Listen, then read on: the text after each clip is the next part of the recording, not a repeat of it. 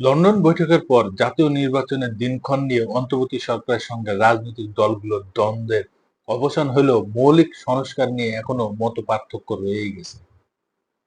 শুক্রবার সকালে মৌলভীবাজারে গিয়ে এই নিয়ে কথা বলেন জামায়াতে ইসলামের আমির, জেলা জামায়াতের সাবেক আমির দেওয়ান সিরাজুল ইসলাম মোতালিবের স্বজনদের সঙ্গে দেখা করতে যান ডাক্তার শফিকুর রহমান।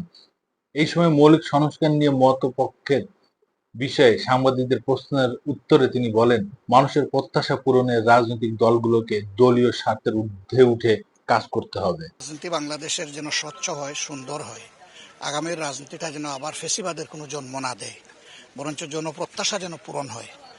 এই ব্যাপারে রাজনৈতিক দল যারা আছেন তারা যেন সত্যিকার অর্থে মুখে যেভাবে বলেন সেইভাবে দলের স্বার্থের ঊর্ধ্বে উঠে দেশ এবং জাতির স্বার্থকে আমরা সবাই দেখতে। এদিকে গাজীপুরের দলীয় একটি অনুষ্ঠানে জামায়াতের সহকারী সেক্রেটারি জেনারেল মাওলানা মোহাম্মদ রফিকুল ইসলাম খান জাতীয় সংসদ নির্বাচনের আগে স্থানীয় ভোট দেওয়ার দাবি জানান।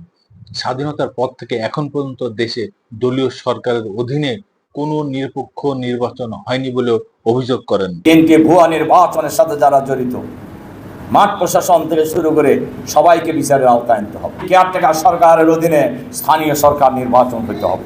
দ্রুত জুলাই গণহত্যায় জড়িতদের বিচার দৃশ্যমান করার দাবি জানান রফিকুল ইসলাম।